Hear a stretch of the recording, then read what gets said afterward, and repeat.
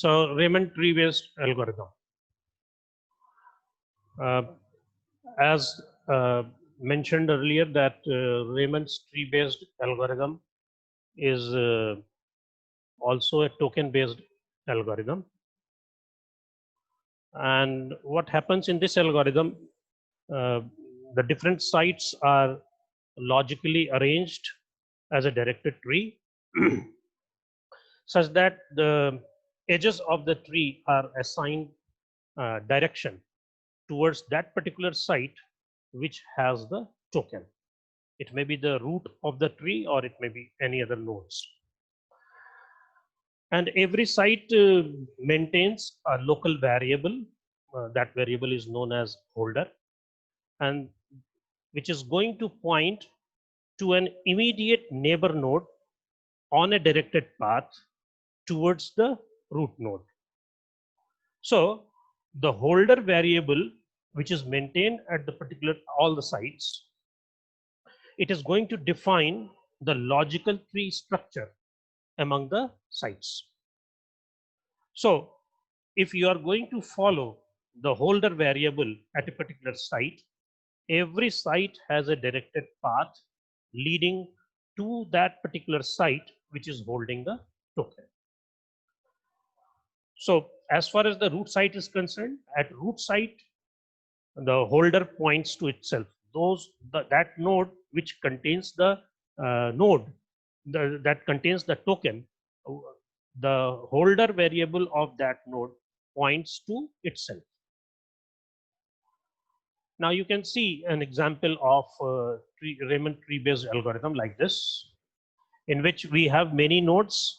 Every node is directing towards the root node, and this is the holder of the token. Of course, it is a root node.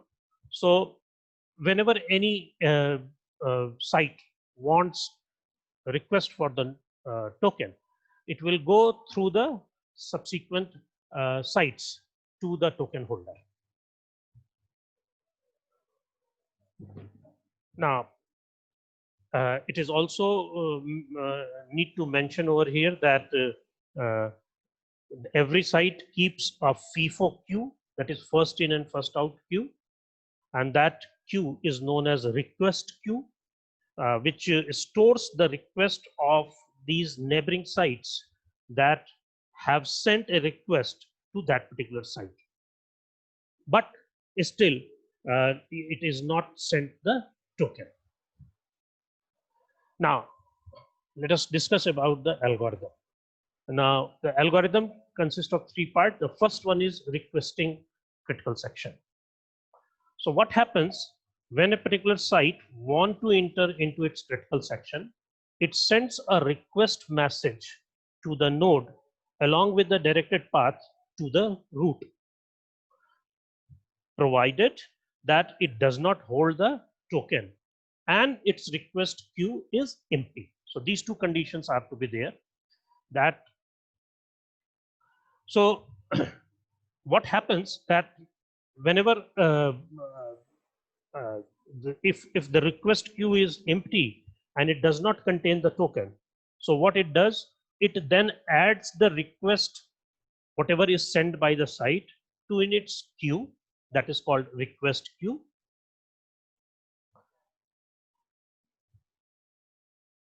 The second point is when a site on a particular path receives this particular message, it places that request in its request queue and sends a request message along the directed path to the particular root, provided it does not send any request message previous to that.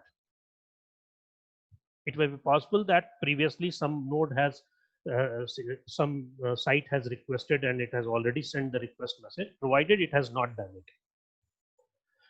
Now the third point is when the root site receives a request message, it sends the token to that particular site from which it has received the request message, and then it updates its holder variable to point to that particular site to whom it has sent the token. And the fourth point is whenever site receives the token, it deletes the top entry from the queue, that is request queue, and sends that token to the site indicated in that particular entry. As well as it sets its holder variable to point to that particular site to whom it has sent the token. So if at that particular point the request queue is non-empty, then the site sends a request message to the site which is pointed by the holder variable. So these are the four conditions as far as the request for the critical section is concerned. Now, executing the critical section. A site enters into the critical section when it receives the token and its own entry is at the top of its request queue. And in that particular case, the site is going to delete the top entry from its request queue and enters into the critical section. So after executing the critical section, the next section is the release of the critical section. So after a site finished the execution of the critical section, it has to take two actions. The first action is, if the its request queue, the site which is in the critical section and now want to release the request, want to exit from the critical section. If the request queue is non-empty, then it deletes the top entry from the request queue and sends the token to the site and set the holder to that holder variable to that particular site. If the request queue is non-empty now, then sends the request message, then it will be able to send the request message to the holder site. So there are two conditions. One is while releasing the critical section, if it is non-empty, then the top priority will be to release the token to that particular site whose request is already present in the queue. And if the queue has become empty, then send the request. It is allowed to send the message. So let us go with an example. Then this algorithm will be more clear. Let us go with an example. This is a distributed system in which we have different sites, S1, S2, S3. As I told you that in Raymond tree-based, we have a tree-based structure. Directed edges are to be shown. And every site used to maintain two variables. One is the holder variable. If it is holder variable will be represented by H. So if it is maintained by S4, so it will be HS4. And holder variable will contain those values, those name of the site to whom it has to direct. Now you see, here in this particular figure, S1 is the token holder. So every site will have the direction towards the token holder. So this is very important. The first thing, every site maintains the holder variable. Suppose S4 is maintaining holder variable as S2. S5 will be maintaining holder variable as S2. S6 will be maintaining holder variable will be S3. The holder variable of S7 will be S3. The holder variable of S3 will be S1, and holder variable of S2 will be S1. Along with it also maintains the request queue. So right now, since it is not requesting, so request queue is empty. Similarly, every site will be having request queue also. So now, suppose that S5 wants to go into the critical section, and the holder variable of S5 is S2. So what it will do, it will send a request message to S2. Now S2, what this will do, it has maintained its holder variable as S1. So and it has received a request from S5. So what it will do, its request message, request queue will be updated and it will become S5. And then since this is not a token holder, so what it will do, it will look for its holder variable and it will show that holder variable is S1. So it will forward this message which is sent by S5 to S1. So whenever it is going to send it to S1, so it means the request has been sent from S5 through S2 to S1. Now what S1 will do? S1 will send its token first to S2. It is not able to send the token directly to S5. Since on the behalf of S5, S2 has requested to S1 about the token. So S1 will release the token and it will send it to S2. And then S2 will look for that which site has requested for the token. So what it will do, it will release the token to S5. Now the S5 will be the holder of the token.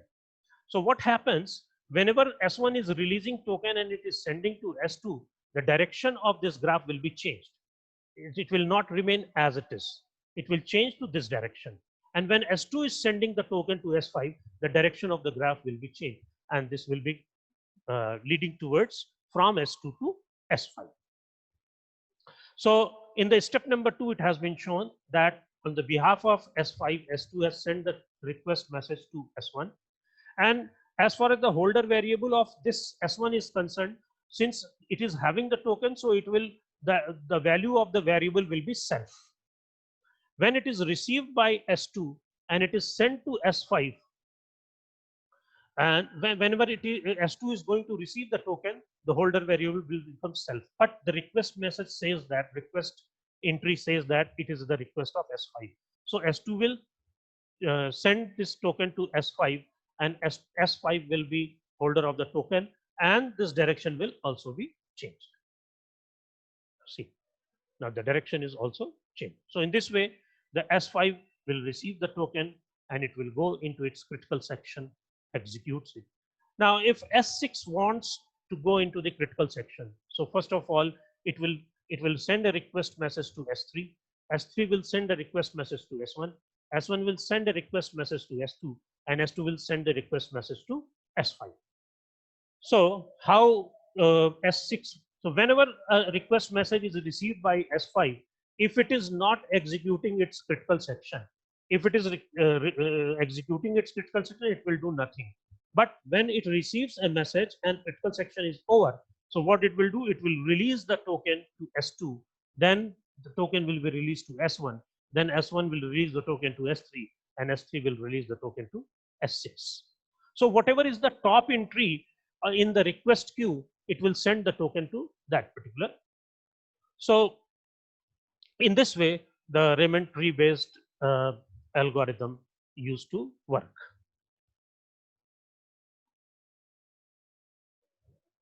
So these are the two algorithms. One was the Suzuki Kasami and second one was the Raymond tree based algorithm. Now the next category, next classification of mutual exclusion algorithm is non-token based algorithm. So in this case, in case of non-token based mutual exclusion algorithm, a site is communicating with the other sites to arbitrate who should execute the critical section next. So for example, if you take an example that there is a suppose site A, and it has certain request set that is RA, and it contains the IDs of all those sites from which the site A must acquire the permission before entering into the critical section. So what is being done, if a site wants to go into its critical section, it will request to the rest of the site that it wants to go into the critical section. Now, as far as the non-token based mutual exclusion algorithm is concerned, it uses, instead of using the token, it uses the timestamp. And it uses the timestamp to order the request for the critical section. And so it is going to resolve the conflicts between the simultaneous requests made by the different sites for its critical section. So in this particular algorithm, non-token based algorithm, all logical clocks are maintained and updated according to the Lamport scheme, which we have studied earlier. And each request for a critical section gets a timestamp, and the smaller timestamp request have the priority over the larger timestamp request.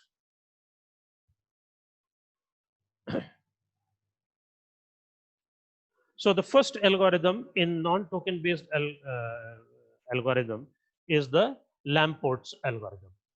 The Lamport was the first to give the distributed mutual exclusion algorithm uh, for for the synchronization, for the clock synchronization. And in this, every site is going to maintain, every site keeps a queue. It maintains a queue that is called request queue. That is called request queue. If site I is maintaining, so that will be request queue I. If the site J is requesting, so it will be request queue J, like that.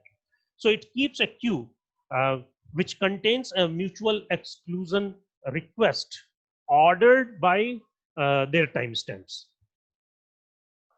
And again, the algorithm requires that the message to be delivered in the FIFO order between every pair of the site. So this is the requirement. Now, what happens whenever one is going to make a requesting about the critical section? So when a site SI, suppose the site is SI, and this SI wants to enter into its critical section, it will send a request message, and this request message will be containing two things. One is TSI, and second one is I. I stands for the site number, and TSI is the request timestamp, and places the request on the request queue I. So the request queue I will be having TSI as well as the I, where TSI is the timestamp and I is the site.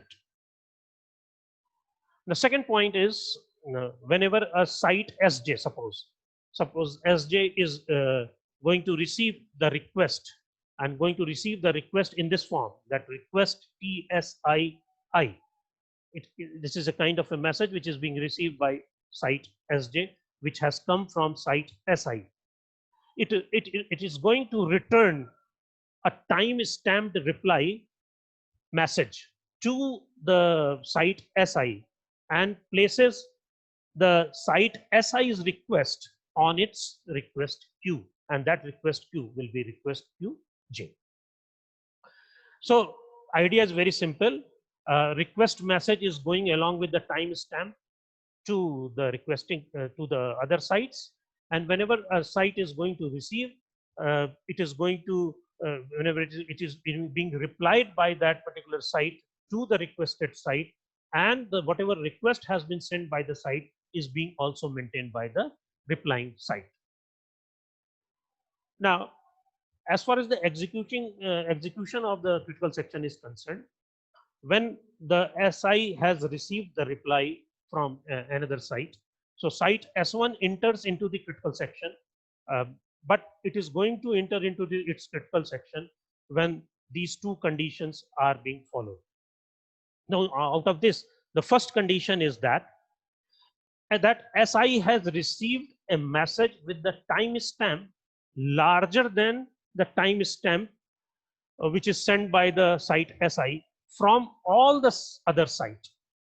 Suppose if there are 3 sites and site 1 is want to go into the critical section, it will send its message to rest of the 2 sites. Whenever this site is going to receive the reply from both the sites, then only it can go into the critical section. And the reply timestamp must be larger than this value. Second is, SI's request is at the top of the request QI. Whatever request which SI has done, its request must be in the top of the queue in the request queue which is maintained by the site SI. If both the conditions are true, then only it can go into its critical section. Now, the releasing of the critical section. Now, site SI, upon exiting the critical section, whenever it wants to exit from the critical section, first of all, it removes its request from the top of the request queue and sends a timestamp release message to all the sites in its request set. So whenever it is requesting, it is sending a request message, and whenever it is releasing, it will be sending the releasing message to all the sites. The next point is, whenever a site SJ receives this release message from the site SI, it removes SI's request from its request queue. So it means there are three kinds of messages which are being exchanged uh, in between the request and the releasing. First is request message is being sent. Second, reply message is to be received. And then whenever it is releasing, it will send a release message. So meaning thereby, when a site removes a request from its request queue, its own request may come at the top of the queue. It may be possible. And thus it is going to enable to enter into its critical section. So the order in which the sites will be going into its critical section, it depends upon the timestamp queue. So let us go and see the. So we have 3 into n minus 1 messages per whenever it wants to invocate the critical section, n minus 1 request and n minus 1 reply and n minus 1 release. It means there are 3 n minus 1 messages which are going to be in this process. Let us go with an example. In this example, we have 3 sites, S1, S2, and S3. So in this particular step number 1, in this particular figure, site S1 and site S2 is making the request for the critical section. Both the sites are making request for the critical section and sends the request message to rest of the sites. Now, the timestamp of the request are 2, 1 and 1, 2,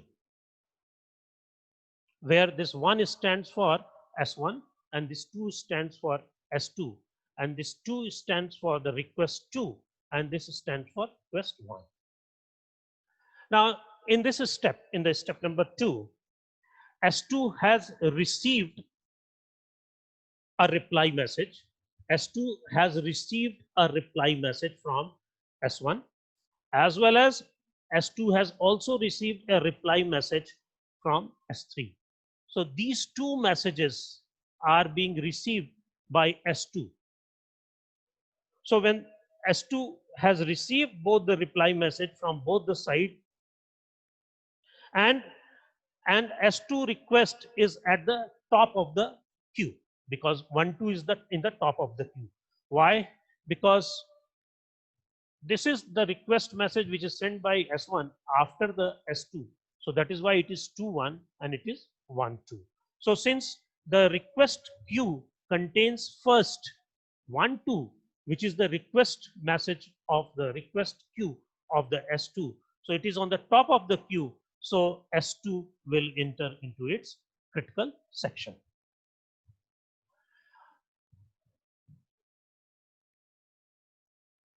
Now, in the step number 3, now S2 is going to exit. Now S2 leaves the critical section. So S2 exits and sends a release message to all the other sites. So when S2 is going to release the message from its site and sending the release message to both the sites. So what happens in step number 4? That site S1 has received a reply from S2, as well as site S1 has received a reply from the S3. So all the site to whom S1 has requested has been received in the reply, and at that particular moment At that particular moment, the request, at that particular moment, the request is at the top of its request queue because 1, 2 has been deleted. So 2, 1 is there. So when 2, 1 is there, so what will happen? S1 will enter into its critical state. So at this particular juncture, whenever the S2 has released, then only the S2 has released, then only S1 enters into its critical section. So in this way, the Lamport's algorithm used to work.